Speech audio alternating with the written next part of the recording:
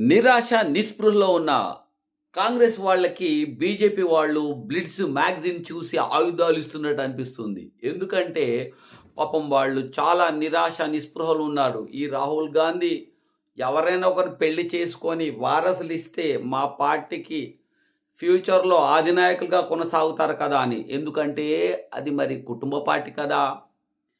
ఇప్పుడు వాళ్ళ ఆశలు చిగురుస్తున్నాయి. కనీసం వీళ్ళన్నా తొవ్వి తొవ్వి చూసావా రాహుల్ గాంధీ పలానా చోట కొడుకులున్నారు, బిడ్డలున్నారని.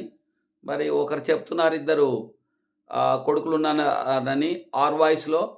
మరి అలాంటిదేమన్నా ఉంటే ఇప్పుడు వాళ్ళు బయటకొచ్చేస్తారు. డీఎన్ఏ టెస్ట్ ద్వారా తెలిసిపోతుంది. సో, ఇది ఒక రకంగా కాంగ్రెస్ పార్టీకి చాలా గుడ్ న్యూసే. మరి బీజేపీ వాళ్ళు అక్కడ ఇక్కడ తొవ్వి తొవ్వి సహాయమే చేస్తున్నట్టు నాకు అనిపిస్తా ఉంది. ఏమంటారు ఫ్రెండ్స్? కామెంట్‌లో రాయండి. రాహుల్ గాంధీ పాజిటివా? నెగెటివా?